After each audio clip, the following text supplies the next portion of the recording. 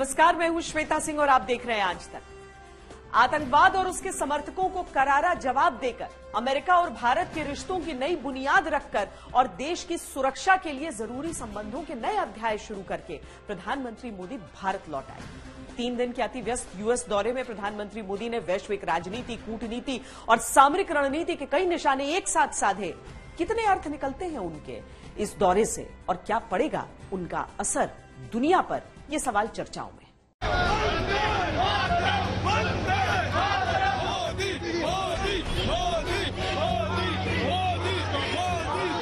India, of course, is a very important partner to the United States.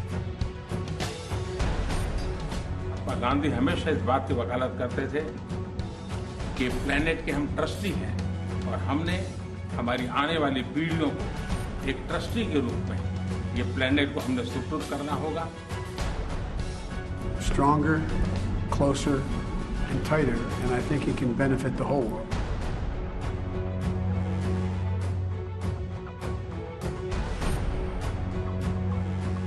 ये सुनिश्चित किया जाना बहुत जरूरी है कि अफगानिस्तान की धरती का इस्तेमाल आतंकवाद फैलाने और आतंकी हमलों के लिए न हो।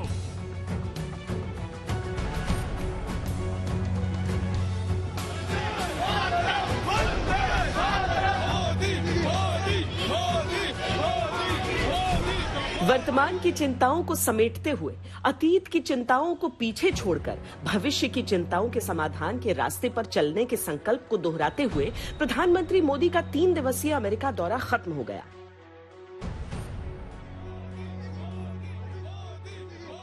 पहली नजर में तो जो दौरा मोदी मोदी के नारों से शुरू हुआ था, वो मोदी मोदी के नारों के साथ ही खत्म हुआ।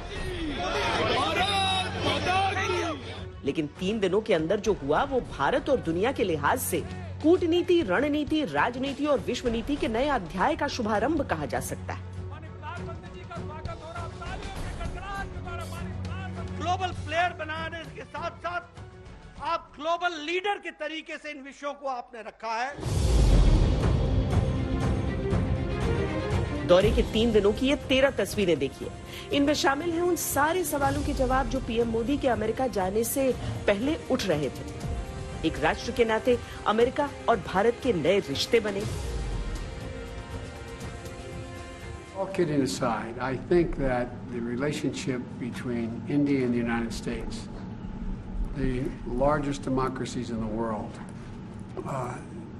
is destined to be stronger, closer and tighter, and I think it can benefit the whole world. एक रिश्ते के नाते मोदी और बाइडेन दोस्त बने।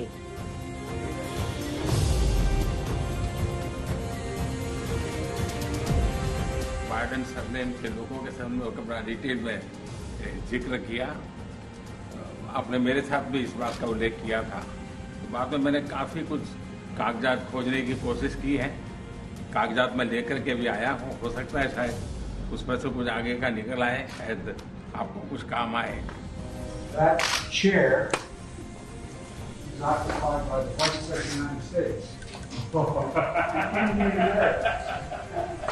Indian American. Yes. You're too proud. Oh, I'm proud too. एक दोस्ती के नाते आपसी चिंताओं पर एक पार्टनरशिप बनी। एक्सेलेंसी, आपका उपराष्ट्रपति के नाते चुने जाना अपने आप में एक बहुत ही महत्वपूर्ण घटना है, ऐतिहासिक घटना है और आप पूरे विश्व के में बहुत से लोगों के लिए प्रेरणा स्रोत। Of course, is a very important partner to the United States. Throughout our history, our nations have worked together, have stood together. एक पार्टनरशिप के नाते ये तय हुआ कि हम साथ साथ हैं।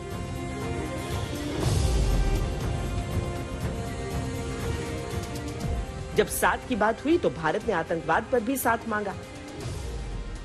ये सुनिश्चित किया जाना बहुत जरूरी है कि अफगानिस्तान की धरती का इस्तेमाल आतंकवाद फैलाने और आतंकी हमलों के लिए न हो। हमें इस बात के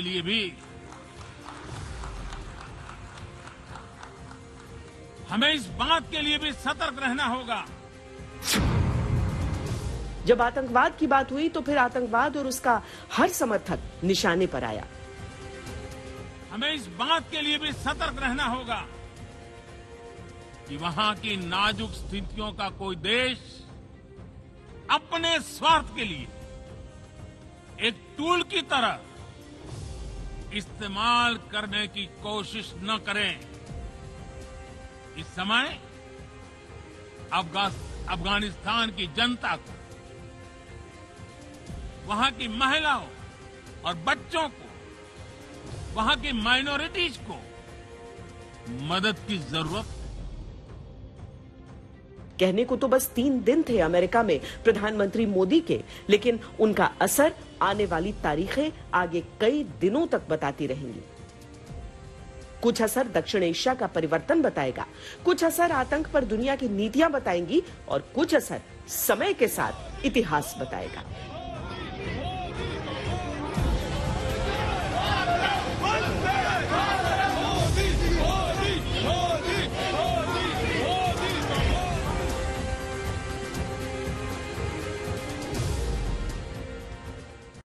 जो बाइडेन के अमेरिकी राष्ट्रपति बनने के बाद से यह बात अक्सर उठती थी कि प्रधानमंत्री मोदी के साथ उनकी केमिस्ट्री कैसी रहेगी। बाइडेन के दौर में भी क्या रिश्ते ओबामा और ट्रंप जैसे दोस्ताना रहेंगे? प्रधानमंत्री मोदी और अमेरिकी राष्ट्रपति के संबंधों का दोनों देशों पर क्या असर पड़ेगा? प्रधानमंत्री मोदी का यूएस दौरा इन सभी सवालों का जवाब भी था। ये एक तस्वीर कई सवालों का जवाब है। प्रधानमंत्री मोदी और बाइडेन की ये पहली आमने सामने की मुलाकात थी। व्हाइट हाउस ने इस बार भी बाहें उठाकर भारत के प्रधानमंत्री का स्वागत किया।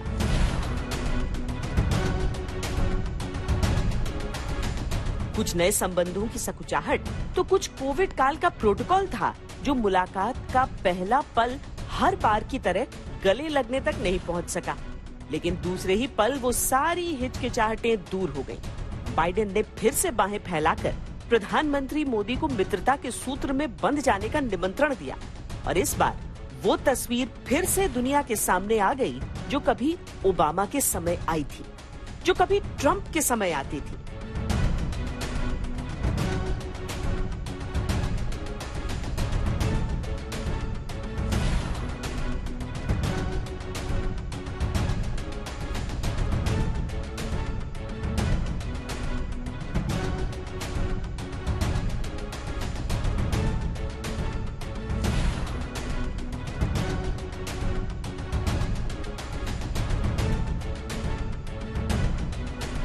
पीएम मोदी और बाइडेन की ये केमिस्ट्री दोनों देशों के संबंधों का मैथमेटिक्स भी समझा रही थी। बातें दुनिया जहान की होनी थी, लेकिन शुरुआत हुई तो दिल की गिरह खोलकर। Before I was sworn in, I got a letter from a person named Biden, last name, in Mumbai, from Mumbai. The next morning I had a press conference going away. And the Indian press said, someone spoke to them, you have 5 Bidens in India. आपने भारत में Biden surname के लोगों के सामने बड़ा detail में जिक्र किया। आपने मेरे साथ भी इस बात का उल्लेख किया था। तो बाद में मैंने काफ़ी कुछ कागजात खोजने की कोशिश की है। कागजात में लेकर के भी आया हूँ। हो सकता है शायद उसमें से कुछ आगे का निकल आए, शायद आपको कुछ काम आए। Are we related? Yes. 2013 में बाइडेन बतौर उपराष्ट्रपति जब भारत आए थे तो उन्होंने बाइडेन सरनेम का सीधा रिश्ता भारत से जोड़ा था। Off script for a second there, I was reminded, I was elected to the United States Senate when I was a 29-year-old kid back in 1972. And one of the first letters I received, and I regret I never followed up on it. Maybe some genealogist in the audience can follow up for me. But I received a letter from a gentleman named Biden, B-I-D-E-N, my name, from Mumbai, asserting that we were related. Seriously. Suggesting that our mutual great something or other worked for the East India Trading Company, back in the 1700s and came to Mumbai. 2021 में PM Modi और Biden की मुलाकात उन संबंधों का extension थी जो काफी पुराने हैं। 2014 में प्रधानमंत्री बनने के बाद जब मोदी पहली बार अमेरिका पहुंचे तो बाइडेन ने दावत पर बुलाया। And happy Navratri, Mr. Prime Minister. It's good of you to honor us, visiting us during this Holy Week. And the Prime Minister is fasting, and we keep taking him to dinners and lunches. And as we Catholics would say, that's an occasion for sin. But we appreciate the fact he has spent so much time with us. ये बात Biden ने मोदी के लिए कही थी। साल था 2014। Biden ने प्रधानमंत्री मोदी के लिए डिनर का आयोजन किया था, लेकिन उस दौरान मोदी नवरात्र व्रत पर थे। मोदी ने कुछ खाया नहीं, सिर्फ एक गिलास पानी पिया। दोनों नेताओं के बीच ये गर्मजोशी पर्सनल बॉन्डिंग को दिखाती है। Mr. Speaker, the Prime Minister of the Republic of India.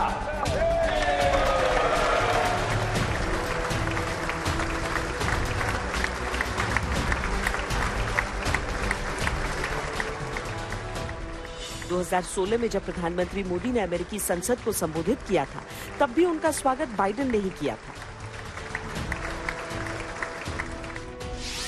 2006 में बाइडेन ने एक इंटरव्यू में कहा था कि मेरा सपना है कि 2020 में भारत और अमेरिका सबसे करीबी देश हों और ऐसा होने पर दुनिया और सुरक्षित होगी। 2021 में मौका भी है और दस्तूर भी। दुनिया को वाकई कट्टर आतंकवाद से सुरक्षित करने की आवश्यकता है और ऐसी स्थिति में बाइडेन भी पावर में है और भारत आतंकवाद के खिलाफ सबसे मुखर देश। मोदी बाइडेन केमिस्ट्री की थ्योरी तो ठीक लग रही है, अब प्रैक्टिकल पर नजर रहेगी। बाइडेन जब सेनेटर और विदेश संबंध समिति के चेयरमैन थे, तब उन्होंने भारत के पक्ष में कई प्रस्तावों का समर्थन किया। 2001 में बाइडेन ने तत्कालीन राष्ट्रपति जॉर्ज डब्ल्यू बुश को लेटर लिखकर भारत पर लगाए गए प्रतिबंधों को हटाने की अपील की थी। भारत पर परमाणु परीक्षण के बाद अमेरिका ने प्रतिबंध लगाए थे। इसके अलावा 2008 में भारत अमेरिका के बीच हुई न्यूक्लियर डील में भी बाइडेन ने अहम रोल निभाया था। प्रधानमंत्री मोदी मन और दिल की बात बाइडेन के सामने स्पष्ट कर चुके। अब बारी बाइडेन की है, वो कैसे दुनिया को सुरक्षित करने के खुद के सपने को पूरा करने के लिए भारत के साथ आगे बढ़ते हैं।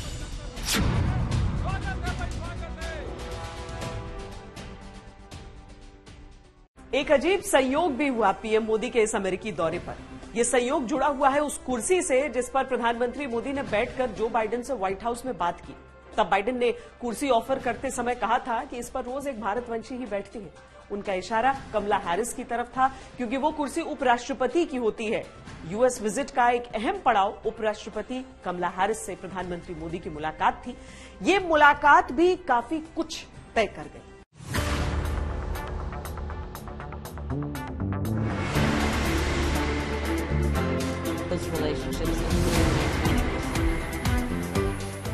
तमाम मंचों पर भारत के साथ जिस रिश्ते की कहानी उपराष्ट्रपति कमला हैरिस सुनाती रही, प्रधानमंत्री मोदी उसी भारत के प्रतिनिधि के तौर पर नया रिश्ता जोड़ गए।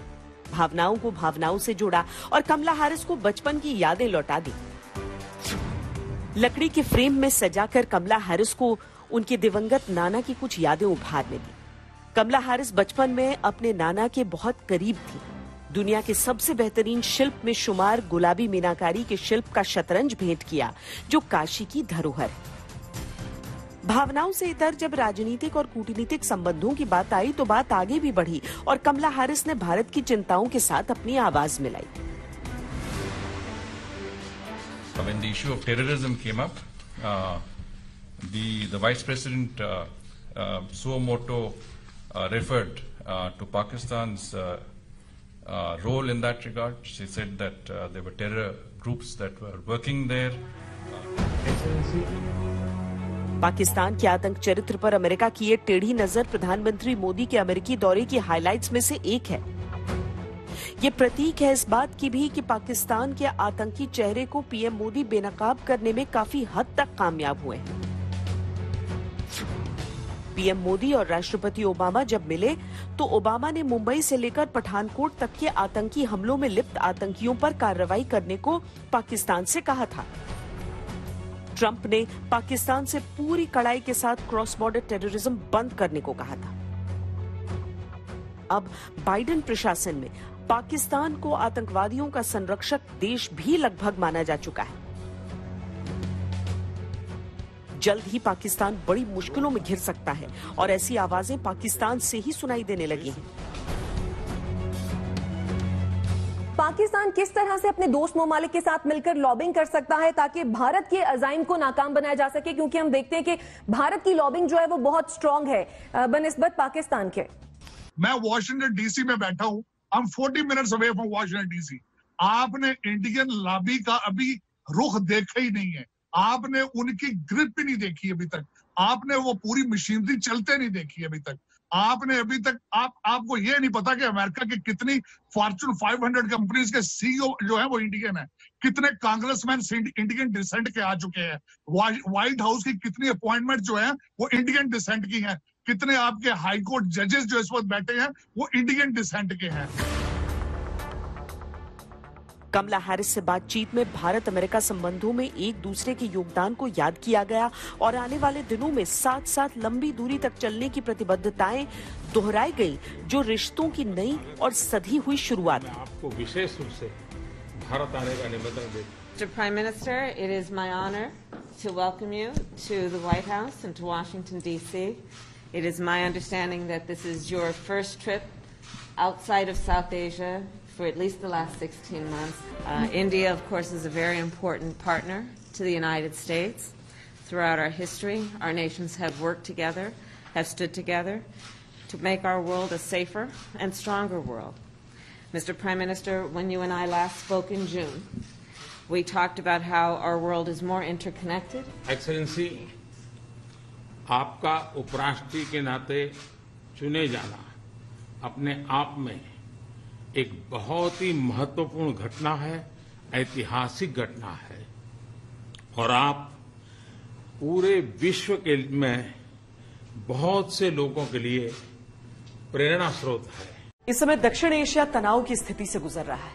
एक तरफ चीन की विस्तारवादी नीति ने भारत समेत कई और देशों को प्रभावित किया है, दूसरे अफगानिस्तान में पाकिस्तान के खुले दखल के बाद से आतंकवाद का खतरा कई गुना बढ़ गया है। ऐसे में प्रधानमंत्री मोदी के यूएस दौरे में क्वाड की मीटिंग कई अर्थ में काफी अहम थी। ड्रैगन की तिलमिलाहट ऐसी है जैसे किसी ने उसकी पूंछ पर पांव नहीं बल्कि गले पर शिकंजा कस दिया। वैसे ये होना ही था, क्योंकि जिस क्वाड की बैठक से वो घबराता है वो बैठक इस बार व्हाइट हाउस में हुई और ऐतिहासिक स्तर पर हुई। यह वैश्विक सुरक्षा, प्रधानमंत्री मोदी, ऑस्ट्रेलिया के प्रधानमंत्री मॉरिसन, जापान के प्रधानमंत्री सुगा और अमेरिका के राष्ट्रपति जो बाइडेन जब साथ बैठे तो एक तारीख बनी,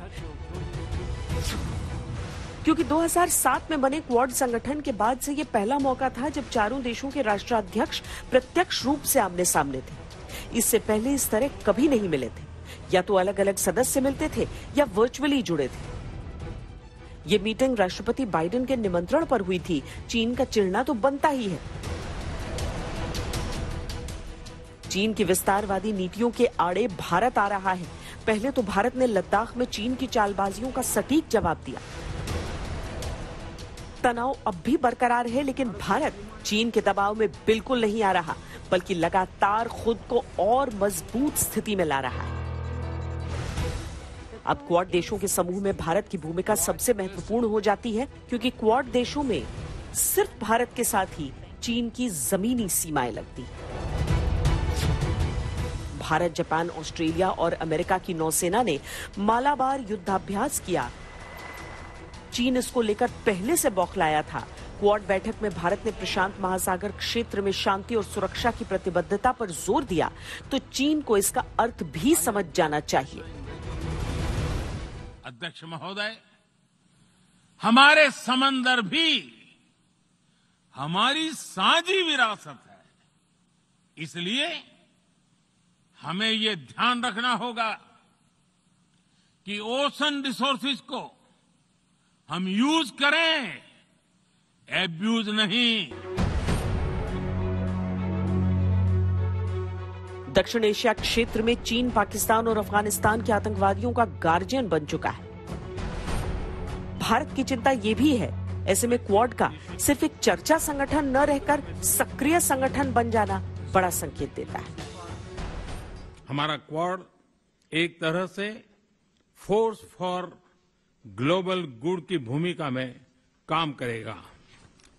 मुझे विश्वास है क्वाड में हमारा सहयोग इंडो पैसिफिक में और विश्व में शांति और समृद्धि सुनिश्चित करेगा। चीन को अच्छी तरह पता है कि आने वाले दिनों में नेटो की तर्ज पर क्वाड एशिया प्रशांत महासागर क्षेत्र में रणनीतिक और शक्तिशाली सामरिक संगठन के तौर पर तैयार हो सकता है। चीन को यह भी अंदाजा है कि भारत क्वाड समूह में सबसे बड़े साझेदार देश के रूप में उभर सकता है। व्हाइट हाउस में हुई क्वाड की ताजा बैठक के बाद चीन का यह डर और बढ़ जाना लाजमी है। आतंकवाद आज के दौर की सबसे भयानक सच्चाई है, लेकिन उससे भी खतरनाक बात यह है कि आतंकवाद को अब चीन और पाकिस्तान जैसे देशों का न सिर्फ खुला समर्थन मिल रहा है, बल्कि ऐसे देश आतंकवादियों की नीतियों को भी तय कर रहे हैं। पहले से चर्चा थी कि प्रधानमंत्री मोदी अमेरिकी दौरे पर आतंकवाद का मुद्दा जरूर उठाएंगे। यूनाइटेड नेशंस की जनरल असेंबली से पीएम मोदी ने आतंकवाद और उसके समर्थकों को करारा जवाब दिया।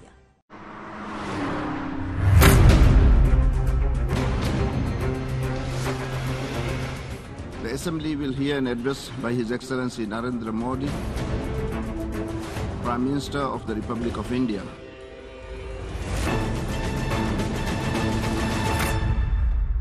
पीएम मोदी के अमेरिकी दौरे में वैक्सीन, डिप्लोमेसी, अफगानिस्तान संकट पर बात तो हो चुकी थी, लेकिन आतंकवाद पर जिस तरह का कड़ा प्रहार किया जाना था वो अभी बच रहा था। 3 दिवसीय दौरे का आखिरी पड़ाव था यूनाइटेड नेशंस जनरल असेंबली का भाषण। आतंक के आका को करारा जवाब मिला। जो देश आतंकवाद का पॉलिटिकल टूल के रूप में इस्तेमाल कर रहे हैं, उन्हें ये समझना होगा कि आतंकवाद उनके लिए भी उतना ही बड़ा खतरा है। आतंक के विस्तारवादी समर्थक को जवाब मिला। हमारे समंदर अंतर्राष्ट्रीय व्यापार की लाइफलाइन भी है। इन्हें हमें एक्सपांशन और एक्सक्लूजन की दौड़ से बचाकर रखना होगा। आतंकवाद पर खामोश रहने वाली महाशक्तियों को जवाब मिला। आने वाली पीढ़ियों को जवाब देना है कि जब फैसले लेने का समय था, तब जिन पर विश्व को दिशा देने का दायित्व था, वो क्या कर रहे थे। आतंकवाद और उसके समर्थकों पर पीएम मोदी का जोरदार प्रहार होगा, ये बात तो पहले से चर्चाओं में थी, लेकिन यूनाइटेड नेशंस को भी अपनी प्रभावी भूमिकाएं निभानी होंगी। प्रधानमंत्री का ये कहना आतंकवाद के खिलाफ बड़ा अलार्म बजा गया। जब सही समय पर सही कार्य नहीं किया जाता, तो समय ही उस कार्य की सफलता को समाप्त कर देता है। संयुक्त राष्ट्र को खुद को प्रासंगिक बनाए रखना है, तो उसे अपनी इफेक्टिवनेस को सुधारना होगा, रिलायबिलिटी को बढ़ाना होगा। यूएन पर आज कई तरह के सवाल खड़े हो रहे हैं। अफगानिस्तान में क्या हुआ, ये किसी से छुपा नहीं। बंदूक की नाल पर लोकतांत्रिक रूप से बनी सरकार उखाड़ फेंकी गई और मोस्ट वांटेड आतंकियों के कुनबे ने सत्ता हथिया ली। पाकिस्तान ने पटकथा लिखी, चीन ने डायरेक्शन दिया, आतंकवादियों ने अपनी भूमिका निभाई। तालिबान के मुद्दे पर लगातार मात खा रहा पाकिस्तान अपनी झेप मिटाने के लिए कश्मीर का मुद्दा लेकर आया। यूनाइटेड नेशंस जनरल असेंबली में प्रधानमंत्री मोदी के भाषण से कुछ घंटे पहले पाकिस्तानी प्रधानमंत्री इमरान खान ने कश्मीर को लेकर जो बेसुरा राग छेड़ा, वो बहुत कर्कश था। Pakistan desires peace with India as with all its neighbors, but sustainable peace in South Asia is contingent upon resolution of the Jammu and Kashmir dispute in accordance with the relevant United Nations Security Council resolutions and the wishes of the Kashmiri people. Imran Khan का आरोप तीखा था, लेकिन जो जवाब मिला वो पाकिस्तान के पूरे अस्तित्व को हिला गया। भारत ने पहली बार पीओके का दावा दुनिया के सामने ठोक दिया। आने वाले दिन पाकिस्तान को इस लिहाज से अब वाकई भारी पड़ सकते हैं। Regrettably, this is not the first time the leader of Pakistan has misused platforms provided by the UN to propagate false and malicious propaganda against my country, and seeking in vain to divert the world's attention from the sad state of his country, where terrorists enjoy free pass while the lives of ordinary people, especially those belonging to the minority communities, are turned upside down. Pakistan की आतंकी सूरत अगर प्रधानमंत्री मोदी के निशाने पर थी, तो चीन की विस्तारवादी नीति और शक्ति के अहंकार पर भी प्रधानमंत्री मोदी ने स्पष्ट और कड़े शब्दों में आवाज बुलंद की। अध्यक्ष महोदय, हमारे समंदर भी हमारी साझी विरासत है, इसलिए हमें ये ध्यान रखना होगा कि ओशन रिसोर्सेज को हम यूज करें, एब्यूज नहीं। हमारे समंदर अंतर्राष्ट्रीय व्यापार की लाइफलाइन भी है, इन्हें हमें एक्सपांशन और एक्सक्लूजन की दौड़ से बचाकर रखना हो। चीन और पाकिस्तान का षड्यंत्रकारी गठबंधन भारत के लिए लगातार मुश्किलें खड़ी कर रहा है, लेकिन प्रधानमंत्री मोदी ने उससे आगे का संकेत दे दिया, और वो ये है कि भारत अपनी संप्रभुता की रक्षा में सक्षम है। एक बात जो इस दौरे से और निकल कर आई वो ये कि बाइडेन सहित क्वाड देशों ने भारत को संयुक्त राष्ट्र सुरक्षा परिषद में स्थायी सदस्यता पर जोर दिया। चीन को भारत की बढ़ती भूमिका अच्छी नहीं लग रही, लेकिन अच्छा तो भारत को भी उसका लद्दाख में रवैया नहीं लग रहा। हालांकि पूरे दौरे में पीएम मोदी ने चीन का नाम नहीं लिया, लेकिन चीन की चिंताएं बढ़ गई हैं। यही इस दौरे की सफलता का एक मानक भी है। प्रधानमंत्री मोदी का यूएस दौरा अगर भारत अमेरिका रिश्तों की मजबूती का नया दौर शुरू करने जैसा था, तो यही दौरा इसलिए भी याद रखा जाएगा कि यहां से आतंकवाद और विस्तारवाद की नीतियों के खिलाफ सबसे मजबूत मोर्चा एकजुट हुआ। हालांकि प्रधानमंत्री मोदी का फोकस शांति और भारत में विकास के नए रास्ते खोलना रहा।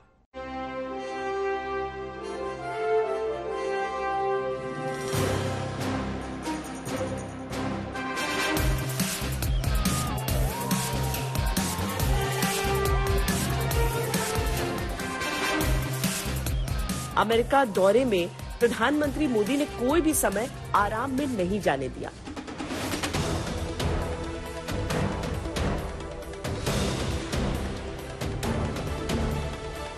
जब समय मिला तो वो या तो ऑस्ट्रेलिया, जापान के प्रधानमंत्रियों से मिले या भारत में निवेश की संभावनाओं को तलाशा।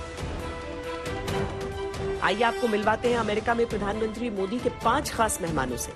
ये पांचों अमेरिका के टॉप सीईओज हैं, जिनके भारत में निवेश से विकास के नए रास्ते खुल सकते हैं, भारतीय अर्थव्यवस्था को नए पंख लग सकते हैं, यहां तक कि भारत अमेरिका के बीच व्यापारिक संबंधों को और मजबूत बनाया जा सकता है।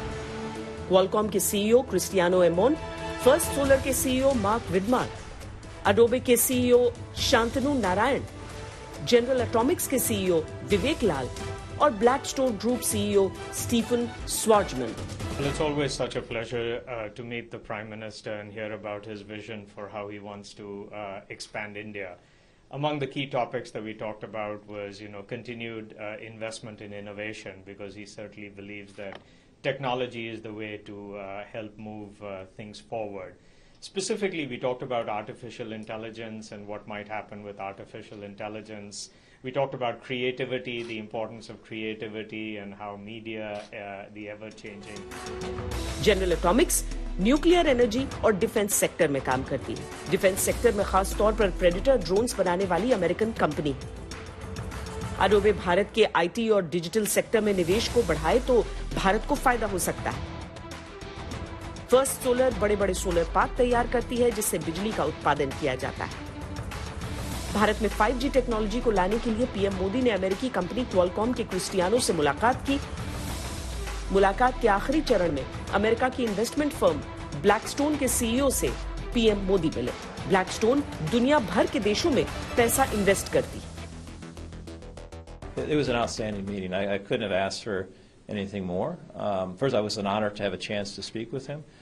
Clearly, with his leadership and what he's done to create a really strong balance between industrial policy as well as trade policy, makes it an ideal opportunity for companies like First Solar to establish manufacturing in India. ये मुलाकातें इतनी अहम नहीं, लेकिन महत्वपूर्ण है इनकी timing. चीन के साथ अमेरिकी कंपनियों के संबंध अच्छे नहीं हैं या खींचतान भरे चल रहे हैं। ऐसे में भारत उनके लिए एक अच्छा विकल्प साबित हो सकता है। भारत का बड़ा बाजार और भारत अमेरिका दोस्ताना संबंध निवेश के लिए अच्छी कंडीशंस पैदा कर सकते हैं। अगर भारत में निवेश आएगा तो आने वाले दिनों में पीएम मोदी के यूएस दौरे के दौरान की ये तस्वीरें मास्टर स्ट्रोक से कम नहीं होंगी। एक तरफ निवेश, दूसरी तरफ चीन को जवाब। कोरोना, तालिबान, चीन, पाकिस्तान और आपसी साझेदारी, लगभग हर विषय पर पीएम मोदी की बात राष्ट्रपति बाइडेन के अलावा ऑस्ट्रेलिया और जापान के प्रधानमंत्री से भी हुई। वैश्विक व्यवस्था पर इन बातों और मुलाकातों के दूरगामी परिणाम पड़ना तय है। संकेत अभी से मिलने शुरू हो गए।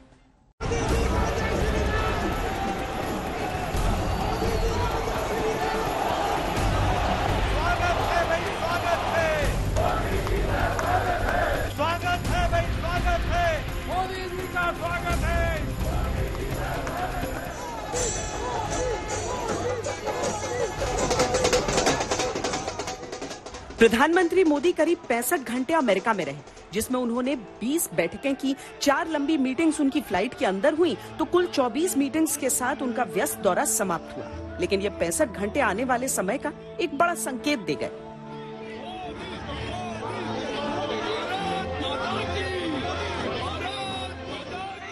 पहली बार क्वाड बैठक में अफगानिस्तान और आतंकवाद के मुद्दे को भारत शामिल कराने में कामयाब रहा।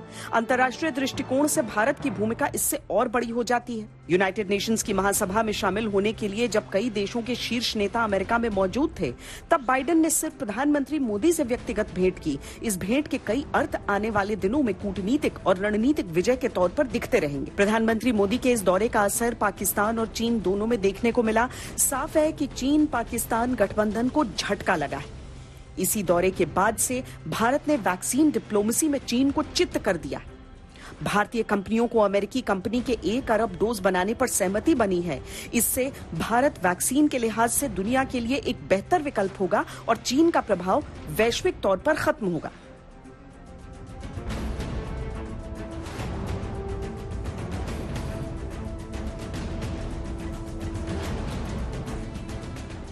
अमेरिका चीन के खिलाफ खुलकर बोलता है, लेकिन पीएम मोदी के कूटनीतिक प्रयासों के कारण ही पाकिस्तान को आतंकवादी संरक्षण वाला देश भी अमेरिका खुलकर बोलने लगा है।